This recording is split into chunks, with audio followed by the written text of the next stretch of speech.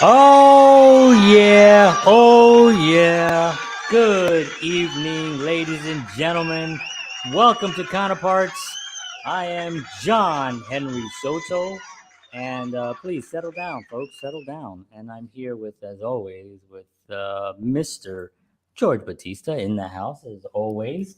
And you know why they're screaming? Why? Because of the guests that we're having on today. That's right. That's right. And they should be screaming because we got very, very talented band out of New Jersey. I've known some of these guys for quite some time. I sort of saw them grow up. I remember holding them in my arms and just. Ladies and gentlemen, the E Street Band. And Justin Bieber. So. But I'm very excited to have them here. So why don't we just bring them on and start talking about music, George? What do you say? Absolutely. Let's do it. All right. So, ladies and gentlemen, please welcome to Counterparts Break Time. Listen. These guys. We're still jamming to intro music here. We're still jamming to your intro music, man. That was great. Nice. I love that music. Absolutely. Thank you for having us on. Good evening, everybody. We are Break Time, and we are a great time. It's such a pleasure to be here. Now, John, think about this. Yes. The last time that we were on one of your shows was all the way back in May of last year. And Break Time was a duo looking for two new band members so we could play our music live. And we were releasing our debut track in about 2 months' time, Rock and Roll Refugee, which is our most streamed song. Can you believe that? Wow, nice. I had no idea it was that long. And back then I was in New Jersey, right? I was before my move to Nashville. Wow. Yeah, I mean, just on a personal note, like I saw Sean and performing on a video on Facebook in front of a church. That was my first time seeing Sean. It was like on Facebook page, and I think it was at Grace Lutheran, I believe. And you were on the lawn, and I saw them playing. I had a really good feeling that this was just good people, like it was just a good ensemble that was there. And so I just kept following you, and then I think you were performing at one of the somewhere, I can't remember where. It was the Maris Carnival. Maris Carnival, 2019. 2019. So I grabbed my camera and I said, let me head over there, and I met Sean and Tommy, and the rest is history. I was really, really impressed with you guys, not just the musical talent, but the way you communicate, the passion that you have behind also the presentation that you guys put out. You guys are always dressed like you guys have like an actual show. You do an actual performance, and I was very impressed at at such a young age, because I think Sean is like 12, and I think Tommy is I think 9. Douglas, he's actually still not born. He's in the process of being born. He's still in the womb. That's how young these guys are. But exactly. But no, you guys are so young, and it just boggles my mind that you guys have it all together. And so, Sean, I want you to take a minute. I want you to introduce your newest member, and then let's hear from Doug afterwards, and let's see what we got going on. Yes, I would like to introduce our newest band member, me. I'd like to introduce Doug. Dougie. Doug joined the band back in September of last year, and we've never been the same since, in the best connotation possible. It's been harmonious in both figurative and the literal sense.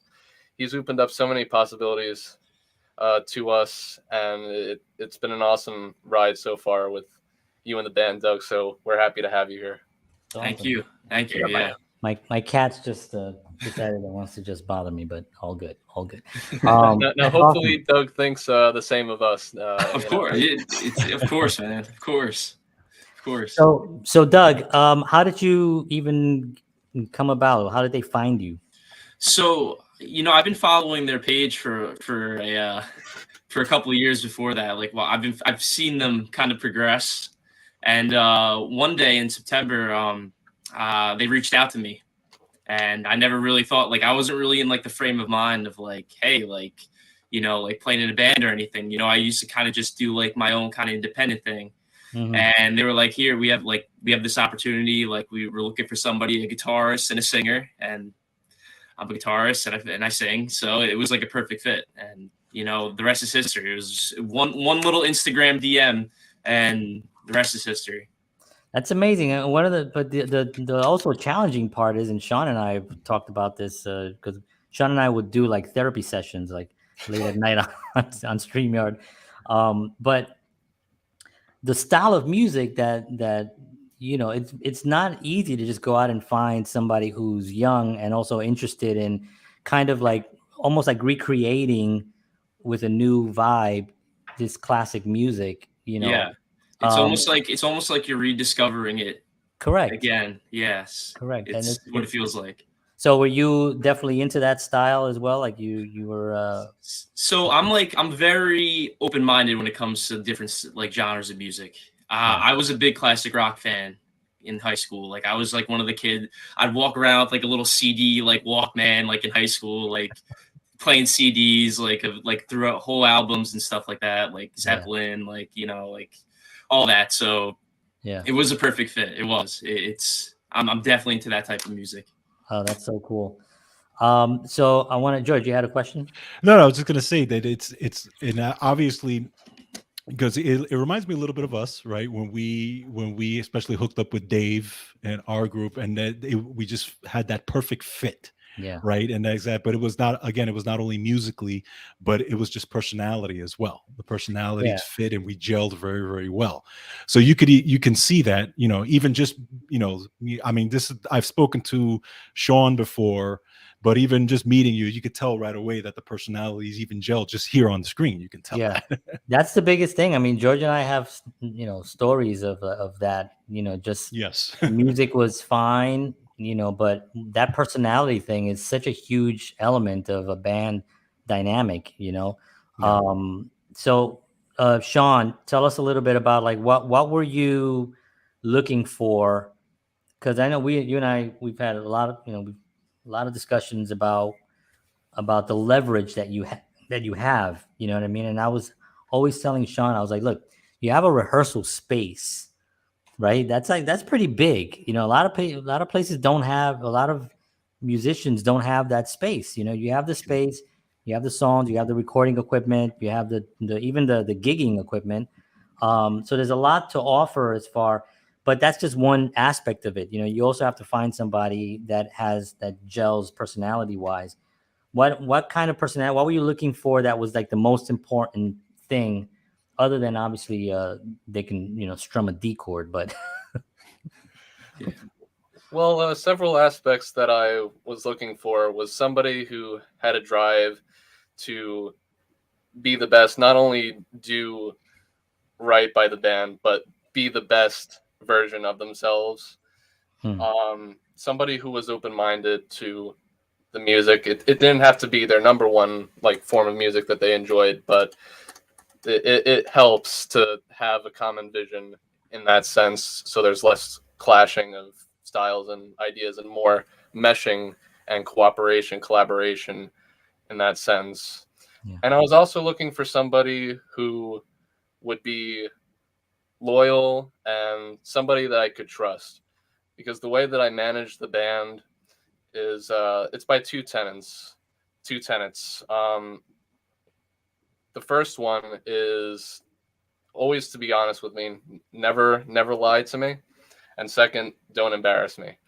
And with the lineup that we have now, I've never been embarrassed, I've never been lied to, and everything has been running well, because it takes a lot of effort and time to build that rapport and that trust with somebody, because a band is a marriage.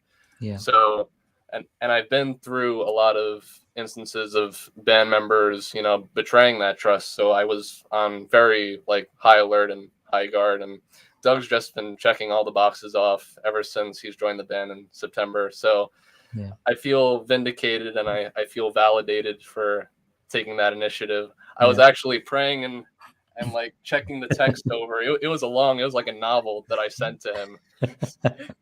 And I was just so happy when he said yes. That's so cool. I'm surprised, Doug, you didn't think he was like a mental patient, like writing. Like, You he know, wrote me like a 4-page text. I didn't even know it could go that much. well, I like to read, so you know.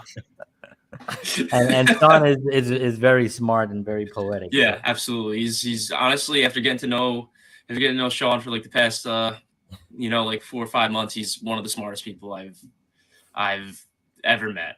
Honestly. He is. He definitely, when I met him, he's definitely one of the smartest people. You just ask him, he'll tell you. Yeah. It's true. It is true. Cool. And everybody knows it. A really old Nice. what's his name, Don Rickles joke. So I wanted to actually talk to Tommy, because Tommy, we're guitar players, and you got a guitar player coming in. This guy, man. Yeah, and you were the sole guitar. Well, you've been actually in the group originally, but you were the sole guitar player for a little bit, right? And do you feel a little bit more like, I remember when Dave came into our band as the other guitarist, it took such a weight off of me as far as like having to rhythm and then lead and all that stuff. How did that go with you? Did you feel a relief of some sort? Yeah, I was happy to, when we got Doug into the band, he could like, play chords, and all that kind of stuff. And he does do some lead as well, in certain songs, what we do now. But I can't do it as well as you, buddy. I cannot do it as well as you. Well, yeah. It is what it is, I guess. But, but I just feel like I was more inspired, like to put out more of myself when I'm playing live, like doing different licks, doing like different solos, and really trying to experiment with different techniques and stuff when I play live, more than I ever have before, like when I first joined the band. And Sean could attest to this. Every time we played, I always put on like a spectacular show, running around the place and just going nuts. He's got all those rock band moves. Yeah. Anything you think of, I got it. I can do it pretty much now. He was playing Pride and Joy, like just like circling on the floor. Yeah. I know. I remember just simply laying down the floor one time too, just like Nice. just doing everything I could to put on a show. So yeah, and I remember when you guys picked Pride and Joy as one of your tracks, I was like, wow, that's saying something. You know what I mean? That's like saying something. And I gotta be honest, like at first I was kind of like nervous to play that one. Of course, like yeah, it's Stevie Ray Vaughan. I don't want to mess it up. So right. But it does take it takes balls, I guess you would say, just to do something like that. I remember, I think we did once a Clapton number. Yeah, we did a Clapton number, and it was difficult for us because the only real Clapton lovers in the band was just me and George. So no one. I think Dave kind of liked Clapton, but he wasn't like fully into that. They were more into like U2 and. Right. We did a U2 cover as well, if I remember correctly. We did one, but we really didn't do a lot of covers like you guys do, mixture of covers and that type of thing. But we didn't really, if we did 1 or 2 covers, that was a lot for us, Yeah, in New York, it was different back in the days. It was different where you had in these clubs, you were expected to not really do covers. They didn't really want you to do covers, which when I came to New Jersey, it was like, well, they didn't want you to do originals. Yeah. And I always found that like fascinating. Like it's like here in Nashville, they want you to do covers on Broadway, on the main Broadway strip. That you go in there, you're gonna hear a lot of covers. But when you go to the smaller venues outside of the main Broadway strip, they want originals. They want to hear. This is a songwriting town. So that's really what I was always telling Sean about, and we're going to talk about songwriting a little bit, was the early on when you were doing a lot of the covers, you remember our conversation, I was just telling you, you have to write your own stuff. That's really the most important thing you guys need to focus on and put out a record. It doesn't have to be the best, and you guys put out a really good one as your first, but just put out something, So how are you guys writing now? Are you guys writing as a unit, or Sean, do you still write in your cave and then bring it up from the dungeon or wherever you write? In his Sean cave, yes. Yeah. It's a bit of a mixture. Like I feel pretty independent that and confident that I can write a song at like 2 a.m. and just like have it done and bring it to the guys like in full form and play it for them, and they'll know what to do, like, and we'll arrange it from there. But I also feel more confident now that I have two people that I can bounce ideas off of. So it's a mixture. Like now we're getting more into being spontaneous and seeing what happens in the studio with three minds as one, which worked out pretty well for our latest single, which is the first Lupo Manuel original that was penned, called Mastermind. Oh, nice. Nice. Yeah. Awesome. So, Doug, do you write? Is that you constantly write, or is that like a new thing? I've been writing since like I was in high school. So I've been writing from, I used to write more acoustic stuff, like more singer-songwriter kind of vibes. And then like as I learned how to like, because I set up a little bit of like a studio in my room, like a little bit, just the bare bones, just to get stuff down if I had ideas and stuff. I started venturing more into like rock and stuff, and like like alternative, like kind of that vibe. But yeah, I've definitely been writing for a while. So, and then seeing somebody who can write as good as Sean, and like having someone to bounce the ideas off, like Mastermind was just like, I came up with something and then he came up with something, and we kind of like put it together, and it was really fun. Like it was so much fun. Yeah, we fleshed it out in about a half hour, and then like I made some adjustments like over about a week's time, and then we reconvened and it was done. So and that's actually the way it's supposed to be, right, George? Yeah, no, absolutely. And it's cool because, and I'm assuming that when Doug came on board, it kind of opened you guys up to many more possibilities, right? Because like, and again, going back to the way we were when we brought Dave in, and all of a sudden there was textures and colors and things that were added on that we really didn't have before. So all of us, it really opened us up to a whole new thing, which was great. Yeah, it changed the music. I mean, it didn't change. No, it did kind of evolved it very quickly. It did evolve, into something different. Yes. And I think, unfortunately, we the story with Dave, we lost Dave tragically, but he was a very, very creative rhythm player. And those textures that you're talking about, he was big into the edge, like he loved the edge. Right. So you can hear how we evolved into what we would have become was, what was that song that we did? Deviltry, I think it was called. Devil. There was Deviltry. So there's a live recording at a club that we did, and somebody recorded it, and that kind of like shows where we were gonna go. It had really some great lines and stuff like that. So when you bring somebody in, and we want to talk about the other member who's not here, if you want to mention that as well. But when you bring somebody in with like Doug has like a lot of different styles too. He's coming in with like a whole bunch of a palette, of different colors and everything. How does that work with your songwriting now, Sean? When you're writing, did you have different ideas now, or did it open up, or are you pissed? You can't do that when I'm sipping, man. Come on. You set me up for failure. Oh, sorry. That was good. I'm there. There's so many possibilities that I'm pissed that Doug's in the band now. I have so many great things happening. I have to really critically think now about what would be the best possibility. But before, I just had it, decided. But now that Doug's here, I gotta. Yeah, you gotta figure it out. It's a lot more experimentation. Love you, Doug. So back end of company. Yeah. Right here. Yeah. So what about a drummer? So you guys have a Peter. drummer? Yes, sir. Yes, that was that was the biggest one out of all of them for a while.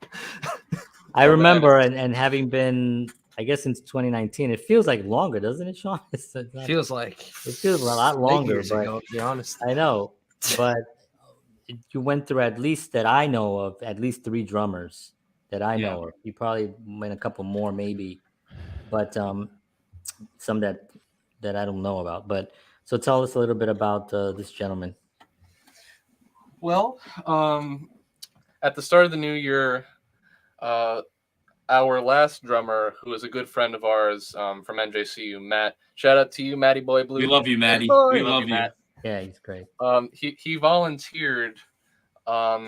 He's such a good friend. He volunteered his time all the way from May until the end of the year. Originally, he was supposed to end his tenure with us in October, but we couldn't find anybody until January. So he extended his time so generously. So again, thank you, Matt.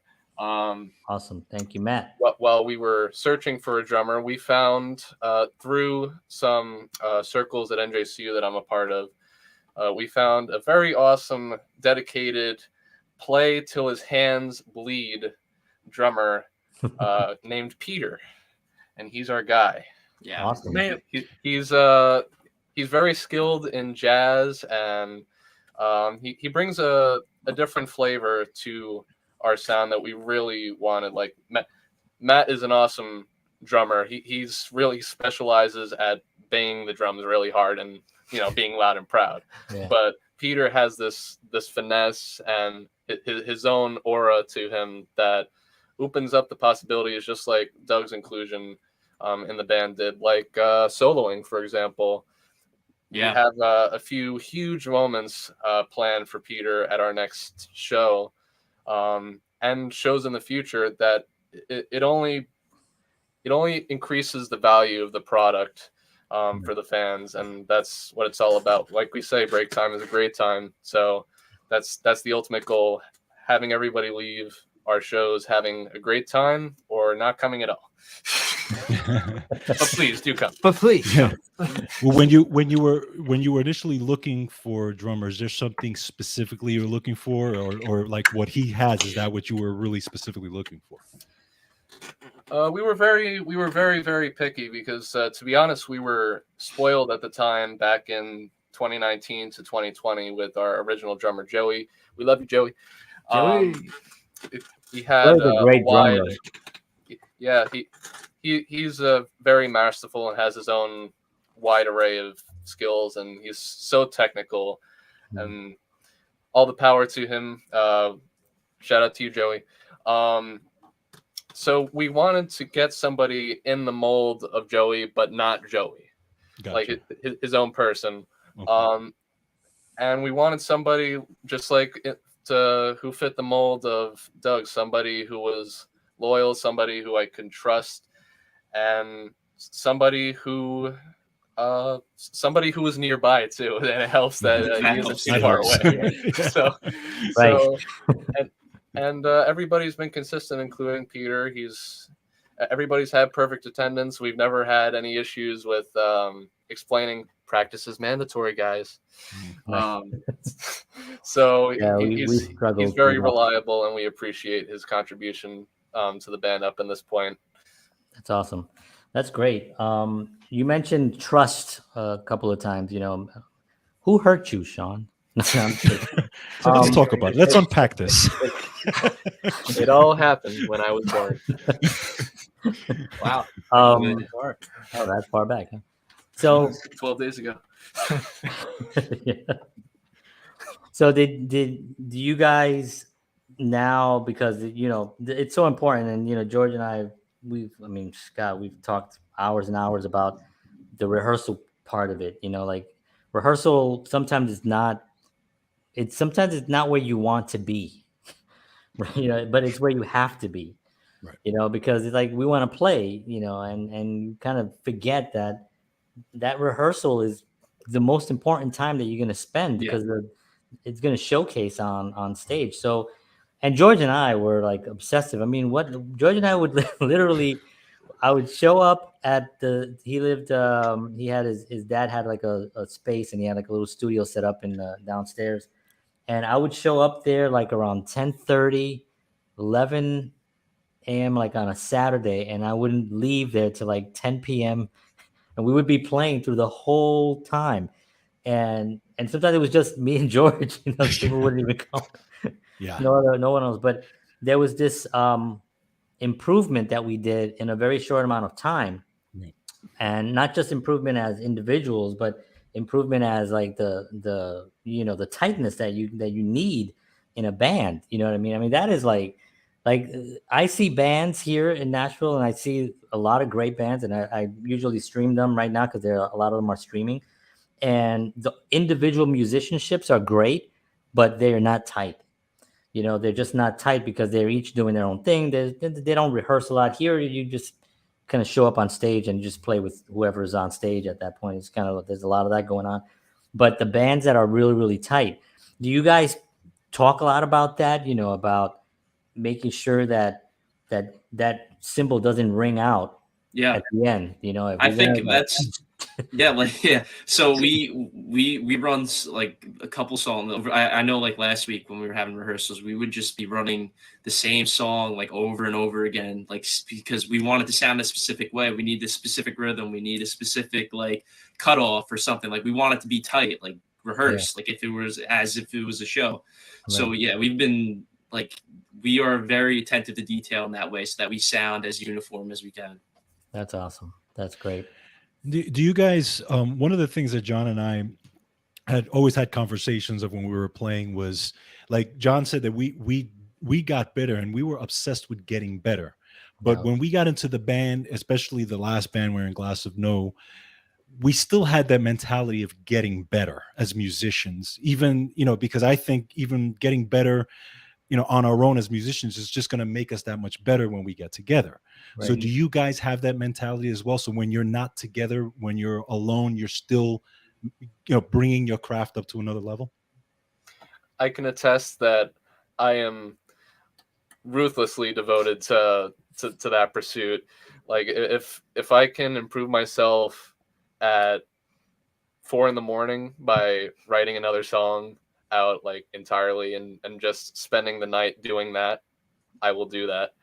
Tommy, when it comes to scales and Guitar your playing, runs, Yes. I'm always trying to, look for different scales and different techniques, whatever it is. That'll just make me a better guitarist when I'm writing songs myself, or just playing one of Sean's or Doug's songs, or just any song for that matter. When we play live, just to make sure it's not only tight, but it actually sounds musical and, really, Yeah. good. Yeah, that's one of the, well, with Tommy, I can attest that I saw the improvement myself from 2019 to the show I saw on you guys. The incredible improvement, and all you guys just great stuff. One thing I wanted to also talk a little bit about was the stage presence. Like there's so many different elements to performing. It's not just the technical. Obviously, you have to be tight. But there's also this stage persona. There's banter, right? And that's one of the things that really a lot of musicians really suck at, because you don't practice it. They're not thinking with like, well, hey, how's everybody doing tonight? Okay, or have some kind of repertoire between you guys. Yeah. Or rapport that you can show to everyone. Not repertoire, I don't know what I'm talking about, but show some kind of you guys in what's the word I'm trying to say? Some banter that you guys actually rehearse, or is it you guys still fly off the cuff? I think it's like everything. It's a good mixture. We like to. It's important, we think, to plan our moments during the show, so everybody gets something that they'll remember from it. But on the same token, if adjustments need to be made, like on the cuff, and you need to go off of the script a little bit, it's important to be your genuine self on stage too. Right. You can't be too technical with it. Exactly. Yeah, we're like a little. I remember in our show in December, we had some stuff like kind of planned out, like certain songs in our set list. We'd have it like planned out, and then outside of that, it's what Sean said, like being our authentic selves and just kind of playing the crowd a little bit, like kind of feeling it out. You don't want to be up there and be like, so hey Tommy, I heard that you had an amazing weekend. That's like right right, off your John. head. And not just that. Yeah. Did you ever have so one of Tommy, you wrote another song? ? Yeah. Did you ever have those times where you're on the stage and just something completely magical happens not completely unplanned, that you're all going to remember for years later, where you're like, remember that time when we played and we hit those notes, or we hit this exactly, it's an amazing feeling. I'm sure you guys have had that. I have 2 ideas, and they're both relating to Tommy and the same song. Oh. The first one Doug wasn't around for, but that was on the rooftop show that we did back in July. That was when we played Pride and Joy. Oh, Go figure. Nice. And Tommy was just we have a wireless guitar system, so he was just running all over the place. And then at one point, I just literally just lay down and just play whatever's coming to my brain at the moment. I'm just like shredding away on the ground, and I don't know what made me do it, but I just like, okay, I'll just lay down, and all the girls were hot for it. Yeah. Yeah. There's From what I'm told. Isn't there a video of that somewhere? I know one guy was cheering. Yeah, we actually have a video of that. Yeah, we have probably a lot of videos. For multiple people. We have tons of content that hasn't been posted yet, but that's scheduled. And the other Tam moment, as I would like to call it, was during our recent show back in December at Butero. When we got to his verse, he just just explosive. Doug can probably describe it better than me. Yeah, so we would practice. Like, Pride and Joy was one of the first songs we learned. So we've been playing it since September, right? So like every practice leading up to every practice. So when Tommy because we each split a verse in that song, and we each split up the verses. So like we each get like a little a little time to sing, and every practice, Tommy would kind of be a little subdued when he's singing. Like, I don't know if it was saving his voice or just trying to figure, But so we play. So our last show we play through the entire set, and we're on a roll. We're feeling good, and it comes to the last song, and Tommy's verse comes, and he starts belting it out I mean, it might have been raspy voice. It was awesome. It was awesome. I looked at him. I was like, okay, let's go. I mean, it was that kind of moment. I mean, going back to we were feeling good by that time. We were coming up to the last few songs. Yeah, we were 4 hours. That was probably one huge reason why I was just feeling so good. I was like, you know what, I'm gonna just do it so differently than I've ever done. And it was awesome. And it was great. I don't even know how, but I just. That's so great. The girls love Tam. Doug has receipts. So I wanted to talk to you guys about the business side of things. The business of music post COVID. I know that things are slowly opening up, and there's just a lot more. It seems like there's a lot more need right now for music and art and beauty and than ever before. How are you guys using your social media presence and your content and stuff on Spotify, and what do you guys have a strategy on that, or you just kind of just have fun? Strategy can be fun too, John. Well, we actually had our first ever annual meeting back in January where we outlined a lot of different goals and earmarked money towards those goals, since we are actually an established LLC. So we're very formal in our operations. Good. I'm actually going to punt to Doug pop quiz to see if we remember some of those. I hate that. Well, with our social media, we introduced a couple things we started posting every day. We'd have 3 different strategies to post in, a clip of a show, at least for the first couple months of the year, and then obviously I think we're gonna reconvene and figure it out.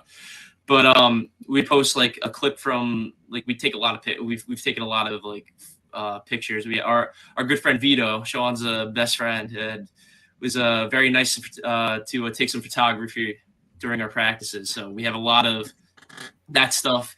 And Sean likes to meme it up a little bit, so he adds his little Yeah. flair. And if our goal is to just like make hopefully when it sees your feed, like you crack a little smile, and Right. you real like it's not all like it's just if it could take 2 seconds away from you and just like make it chuckle a little bit or haha, like Right. Yeah, then we want to be accessible to everybody. We don't want to be something you just see on a screen and you don't know what the work that goes into it. So we're Right. very transparent. We've been posting audio clips of some of our sessions and funny moments from our sessions. Like Doug said, we post pictures while we're practicing. Post pictures of our show. We want everybody to get to know us, and we want to get to know everybody at the same time. We don't want to just be, oh, that's break time, okay, and Right. Mhm. Right. I mean, it's so difficult because social media can be so corny for bands now because we've been so conditioned to knowing. I mean, Led Zeppelin was standing in the same positions that bands are standing today in front of the cameras like this, Yeah. real tough, and their hats are down. They're like, I just crack up whenever I see that because I'm just like, these guys are probably not that serious. They're having fun, and that's one of the things that I always loved about the Beatles was that they didn't really, and if there's any group that can take themselves seriously is the Beatles, but they never really did. They had fun, they were making jokes, they were cracking jokes, they were playing with the media and stuff like that. Yeah. So it's so important to really have that lighthearted approach to social media. So this way, like you said, Sean, it's more accessible, and next time they see something, they're going to pay attention to it because it didn't threaten them in any way. It wasn't serious, it was something that was fun, and I think that's a really, really good, smart approach. break time's a great time. That's right. That's right. That's right. right. That's right. So what do you guys have planned? I want to talk a little bit about old music, new music, an article that we were talking about a little bit. George and I did a show on it, but I want to talk a little bit about that. But what are you guys, tell me about your new record. Tell me about your next gig. Well, I'll start with the record. We're releasing our debut EP entitled BreakTime Great Times, Great time. Volume 1. And it's jam-packed. It's an EP and more because we're jam-packing a ton of value into this. It's 8 new break time songs, and we're doing remasters of the 5 break time singles that we released in 2021. So it's a huge value. It's all new stuff, plus better quality sound, and that's what we want to project. That's the break time great time for you. That's great. Awesome. And what do you guys have coming up as far as gigs? And our next show is it was actually Mastermind did by Doug. It's our return show to Butero on nice. March 5th. March 5th. March 5th at 8 p.m. We're playing another 4-hour show with 1 hour plus of break time originals, both released and unreleased. So if you want to get the inside scoop on all things break time, Be there. be there, Butero, 184 Broadway. That's so March great. 5th. Nice. And we talked about, Sean, about getting like a residency somewhere, like in some place that you would play once a month. It looks like that could be it because you played there how many times now? This is our second time now. Oh, is it? Okay, I thought it was more. Okay. Yeah. And it's an awesome venue. It is. And then there's the B-22 place. I don't know if you guys are gonna play there again. The rooftop place, because that seemed like a cool. That looked great on the film. It was a great show. I have tons of ideas, so I'm definitely going to be reaching out to B-22 fairly soon, so we get that planned. Awesome. Cool. So we're gonna talk a little bit. We're almost at the 40-minute mark, but I want to kind of like talk a little bit about this because this is actually a interesting conversation. So there was an article in the Atlantic, and it was covered by Rick Beato, who's on YouTube. He's an educator on YouTube. He's an awesome YouTube guy.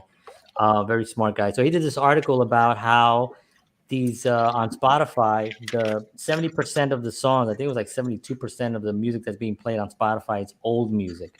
Okay. All the new music seems to come in and dissipate just as fast as it came in. And there's this fear that new music is not just going to be gone, you know. And so what are your takes on that? And we'll go individually. You guys love the classics, but you guys are young and you guys have you want to bring in new flavors to it as well, and kind of like almost like what Doug said, kind of rediscover these songs and revamp them again, you know, and in a not, I don't mean the covers, I mean the actual style, the genre, right? So what do you guys think about that as far as like that style of music being so popular now? You know, I mean, just anything that's from the 70s, 80s, and 90s is way more popular than anything that just came out last week. Yeah. I mean, that is kind of crazy. Yeah. So I don't really hate new music, right? Like, Right. so like, yeah, like, I don't either. No, yeah, which is like weird. It's kind of a weird thing that the statistics are just weird on that. It's interesting because, you know, like the stuff that a lot of people listen to, like the popular, the songs that go popular, like mainstream, Right. it's very formulaic, right? So like you could tell like it's very processed and like very like, you Very know, there's like a team, behind it, right? It's very right. And you know, like when you listen to the older stuff, you can just tell, like you can, like you're not going to hear, like when the songs that people listen to over and over again from like the 60s, 70s, and 80s, you don't hear songs like them again. Like you don't, it doesn't sound remotely the same. Right. It doesn't, like, whereas like if you like a newer like poppy hit, like you could tell like, oh, by the way the person sings it, or like who the person is, like, oh, it's like their own little flair, but it's kind of rehashing the same formula, maybe a little twist, maybe a little something here. Yeah. But when it comes to new music, there is a lot of good stuff that it just goes relatively under the radar. Like there's been a really big kind of like surf rocky revival lately, like in like, at least like in like the past like couple of years, or like it's a very like, you know, like surf rocky, like 60, 70 sound, maybe not like maybe a little less like harmonic, but it's still like that kind of sound, which I'm really into. So like there's stuff, if you really dig and find it, like that's why I love it. Yeah, but that's the thing, you got to dig for it, right? Yeah, exactly. A lot you of would think they would want us. You think they push the you know, like the stuff a little bit more love in it, but yeah, I think part of the issue is that these record companies have lost the ability to nurture talent. That's what used to happen back in the day. You know, somebody would come in, their first record might not be the greatest, but it was good enough. And the second one, you know, it's always that sophomore huge hit, right? Or even the third album sometimes. But that investment of time is just not happening anymore. As a matter of fact, I saw a thing with, again, Rick Beato. I watch a lot of Rick Beato videos. But he did a thing where he went on the top 10 songs that were out now, the top 10 popular. I don't know. Did you see that, Tommy? Yeah, I think I've seen. I don't know how many he did, but I think I've seen at least one of them. If he did more than one, but yeah, I think he did maybe 5 or 10 or I don't remember what it was, but it was just those top songs that were. Some of them were nominated for Grammys, and he pointed out one of them, and I won't mention the artist because it's a very famous artist, and no disrespect to the artist, you know, himself, but he mentioned how poorly the production was on, like the vocals were horrible. He was, and this is a producer, you know, this is a guy who has a tremendous ear, you know, for music. And I was blown away by some of the level. It seemed like every song started with the same kind of that trap rhythm thing that comes in with like, and it has this kind of vibe, and then the next song comes on and goes, all right, this is the new one, but it goes, it's like it's the same thing. Yeah. Like it's almost from the same album, like it's like a concept album or something that it's all from, and they're all different artists. Yeah, I feel like when somebody really sets a trend, it really gets worn out over time. Like They speed it up to the death, first, but the first time that trend comes to light, it's awesome. Like it's a really Yeah. cool experience, and then Yeah. over time, it's just worn and worn and worn, and everybody's doing it. I feel like it's like a copycat kind of game It right definitely now. is, and I think it's the record company's laziness that it's just like it's much easier to find somebody that looks like this person and give them a song that sounds like that song because this guy did a million downloads.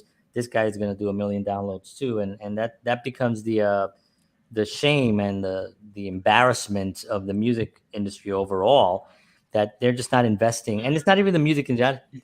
Scratch that. The music industry has nothing to do with that. It's these record companies, people that make money.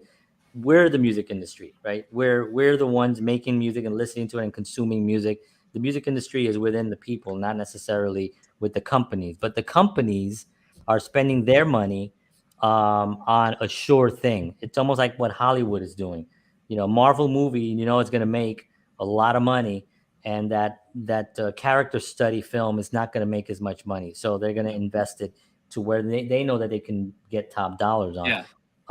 Do you see, but moving forward, do you see, I think there's going to be another revolution of music. I think we're seeing it already. Like Doug was talking about, there is great music out there, and it is going to get out because people are going to get tired of this nonsense with what's happening on Spotify. And artists are becoming way more independent today than ever before. You don't need a record company anymore, right? You can get your audience off of TikTok and Instagram and all that, and really create an actual income source, selling your music and touring. And then you outsource a touring company, that helps you with the tour, and you outsource all these things, the merchandising, all that stuff. What do you guys think, about the future, the near future? Yeah, I agree with what you're saying. I think too many musicians, like on the ground level, are looking at what they do through a myopic lens. Like in today's industry, you can't only be a musician. You're not just a musician. BreakTime, I consider BreakTime to be a band, a brand, a production company, and so on and so forth. There's so many other facets that we have to handle for ourselves, and we know how to do so. It takes approaching it from a wider view. A wider view. Think of it more than just the music. The music is very important, and you should spend your time on making your art and selling it. But there's so much more involved that musicians need to do in our current industry to make it. And if they're up to the task of doing so, like BreakTime, the future will be ensured for all musicians of all levels, up to the record labels. Like it used to be that getting a label, a record deal, was the be all end all, and it's just not that way anymore. And if you feel dependent on that, you got to shake yourself out of it. You need to empower yourself more than giving that power away to the executives that are more so prioritizing a safe bet with the same 2-3 teams that write songs for everybody. Yeah. They don't have an A&R people anymore. They want somebody who's developed. That's true. The onus is on the musician. And with the technology that's out there today too, the music industry is very democratized. But it's a double-edged sword too. There's a lot of good musicians, but there's also a lot of bad musicians. And like Doug said, you have to really dig through music to find the vibe that you like. And it's so much effort on the part of the listeners that you have to make enough noise to get through the noise that's already there. Yeah. Correct. So it's about taking initiative, I think. What do you guys think about that? Yeah. No, I completely agree with you. One thing is, you said it, it's so true. Like I want to get your idea on this because John and I were talking about this on the last show that we did on this. Was I said that back in those days, the Eagles, the Zeppelins, the Eric Claptons, and those days, there was an element of paying your dues, and there was an element of where you had to be so creative because there was so much competition. There was no social media. There was no, I could be on TikTok and get 1,000 followers and, that type of thing. So these guys had an element of working hard to create these melodies, to create these albums, because they knew that there was these other bands, the British Invasion and all these things that were right behind them. Right. Yeah. And so it forced them to be extremely creative at that time. And this is where we hear all that stuff, right? Whereas of now, just like, again, there are a lot of good bands out there, but the element is completely different. Now, like you said, there's no AR people. You can get all these YouTube people and your channel can explode and you can become huge just by that. Right. And versus, so you don't have that. There's a little bit of there's a different work ethic now than there is back in those days. What are your thoughts on that? So yeah, I like the way I see it. Like, I feel like right now there's tons and tons of bands that are very, very good and do probably write a very good original material and are just undiscovered because it's just the lack of knowing how to put that second piece together. Because like it's like a lack of either promotion, like knowing how to, like, who to go to, where to go to, maybe like networking. Like it's you have to be like Sean said, you have to be both parts now. Like you have to, because you just have to but you also, the other thing I was thinking of is you have to also be honest with yourself too, because if you're gonna take that independent route, like, because it takes investment too, like monetary, like, it's as much as it's like you think like, oh, it's a great idea, I'm gonna post a TikTok or a YouTube video and have it blow up. It doesn't work like that. Like you have to kind of know how to work it. You kind of know like if you want to put ads out, if it's such a different experience now. I think the dues that are being paid today are just different, and that's they're no less painful than they were back then. The competition, I think there may be just about the same amount of competition, but they're spread out differently. So it's not like Laurel Canyon in LA where you had all these incredible artists living in there, Crosby, Stills, and all. But their competition, those competitions were all like out there. Meaning, that's what I'm right saying. now, they're here. They're not like. But if you look at the number wise, you could say we can sit here and name 100 groups that we can think of during that time that were doing really well. 100. Today, you can go on TikTok and you probably can find thousands and thousands of artists that have a pretty decent number, but are relying on that as their art, as their reach. Whereas the live performance is going to come back at some point. People are going to want to see live music. So the paying your dues is sort of like adding the social media was just added onto it. I don't think it's any different than it was than the dues were paid. I think something else was just added. Back then you had, all right, guys, let's go around here. We got to put what isn't that what we did? We would go to the club. We would bring a poster. They'll put it on the window. We would do mail. We would actually mail postcards. That's how old we are. We would actually mail postcards to people. And then when email came, early email, that was like a big thing as well. Whatever comes that we could actually use to let people know where we're going to be and what kind of stuff, then that's what we have to utilize, and learning it can be annoying for some artists. And I think that's where a lot of them, like Doug said, they're not being heard because they don't know how to do it. They don't want to spend time on YouTube and watching a training, a webinar on how to. But isn't that part of paying your dues though? Exactly. That's my point. But just like in the 60s and 70s, there are bands out there that didn't want to go to that writer session. They didn't want to go. How many artists or how many people said they were going to go to Woodstock and didn't go to Woodstock? It's just another concert. You know what I mean? It's like it happened. A lot of people didn't. So I think that the paying of the dues are there. I think it's just slightly different the way it's structured today.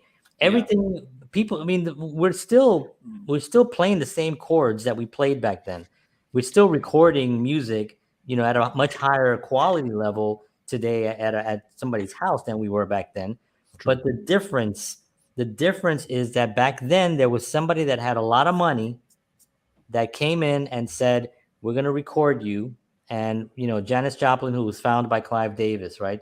He went into this club. He heard this voice. She was singing with the group, and he was blown away.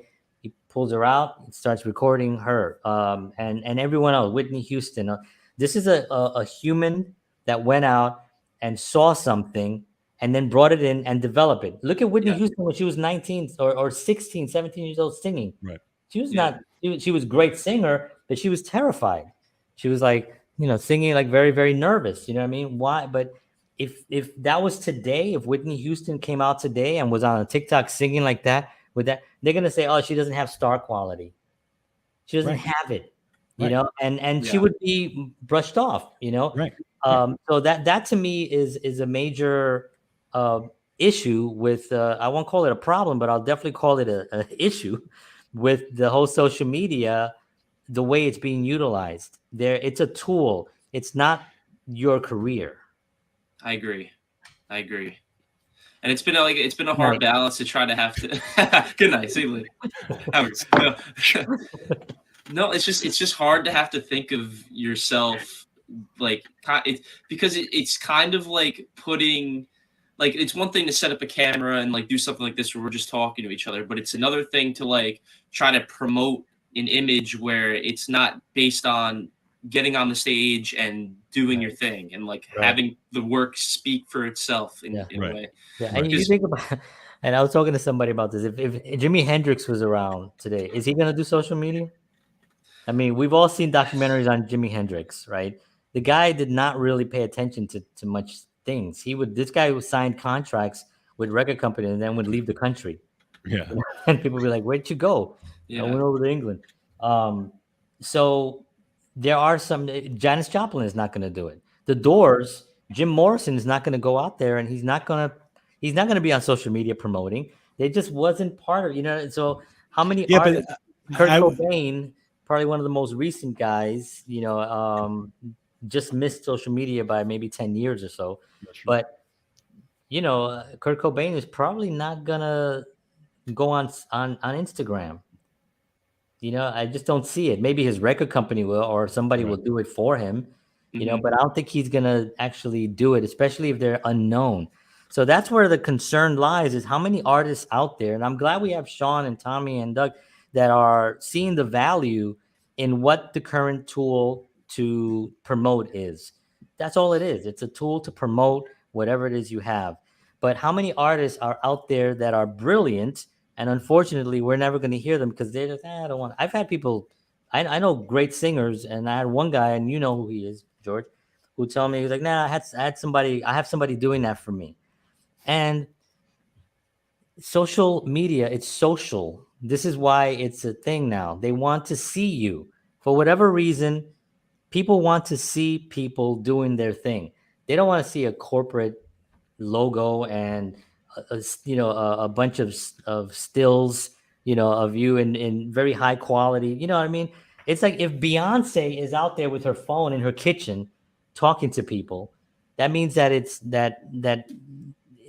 a valuable thing to do. Yeah. If Beyonce is doing it, she needs to do nothing, right? She is Beyonce, right? And all those guys, they're still out doing it because they see the value in it. They're connecting with an audience, right?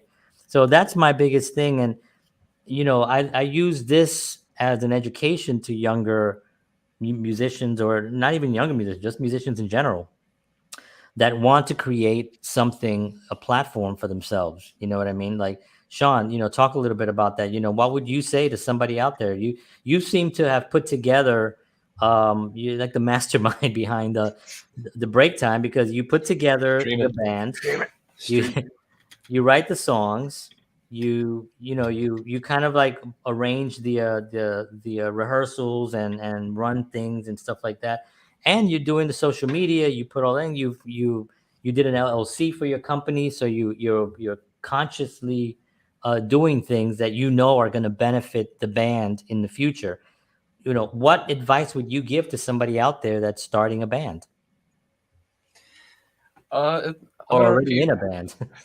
I'm going to repeat what I said earlier. You can't approach this with a myopic view. So do not say, "Oh, I don't do this. Oh, I don't do that.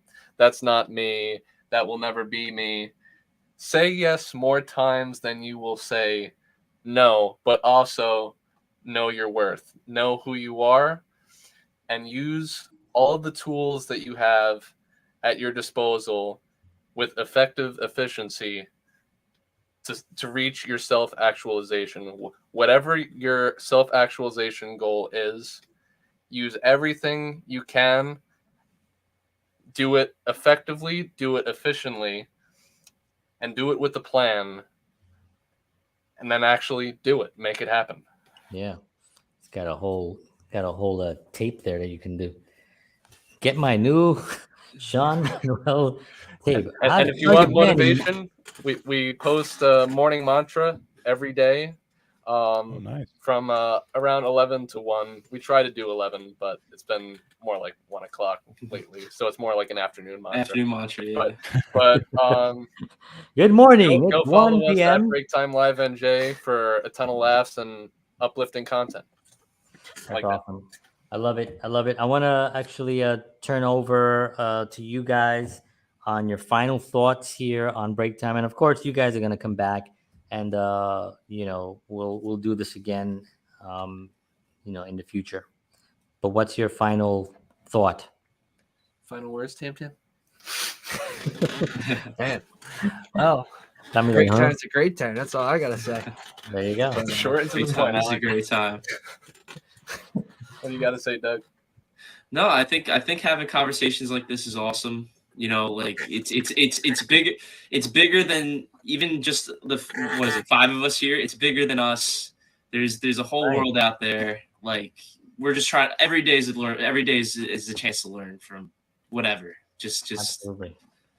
We just have to keep our. We all have our goals. We all like Sean said, like have a plan. Like we all have our goals, and every day is a day to work towards it. So. Absolutely. Awesome. Well, guys, hang tight. We're gonna say good night. We appreciate you so much for taking the time to come out here. We love the energy you guys have and appreciate it. So please come back again. And break time is a great time, and I think they proved it. Great time. At BreakTime Live NJ, BreakTimeLiveNJ.com. Yep, that's all in the description below. Book us. All right. Take care, guys. Thank you. Rock on.